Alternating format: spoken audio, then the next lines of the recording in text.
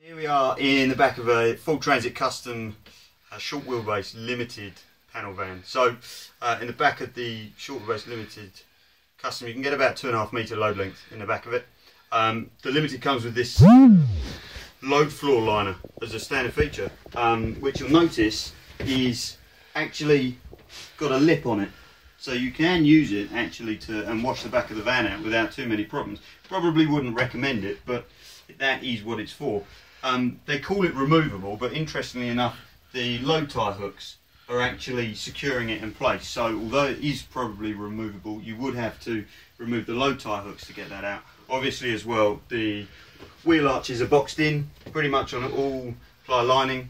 So you've got those wheel arches boxed in sitting on top of that load liner. Out of interest, the lining in most commercial vans is this ply lining, so you'll have a 6mm ply lining on the sides. They cut it out on CNC machines to fit in the spaces, and each panel's cut for each type of van.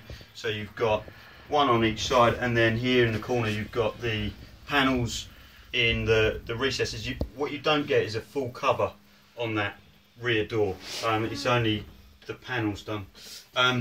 Interesting features on the Transit Custom are these, which allow you to give a 180 to 270 degree rear opening door, and also the other thing, a bit of a bad point we thought, was exposed wiring at the down at the bottom here. That could easily get broken. You've got things in the back, and it's probably one of the few negatives that we'd say was about the Transit Custom. Interestingly enough, most of the customs come at the moment with LED load lighting strips, which give a much better view in the back of the cab. Looking now at the bulkhead, so in the back of a Transit Custom Limited you get this full steel bulkhead, factory fitted bulkhead, specifically designed to stop things moving from the back of the van into the cab. And interestingly, you also get this load through flap on the bulkhead in the Custom, which gets a longer load length, so it gives you much more scope to carry longer things, so you don't have to have a pipe carrier on the roof if you wanted to carry pipes.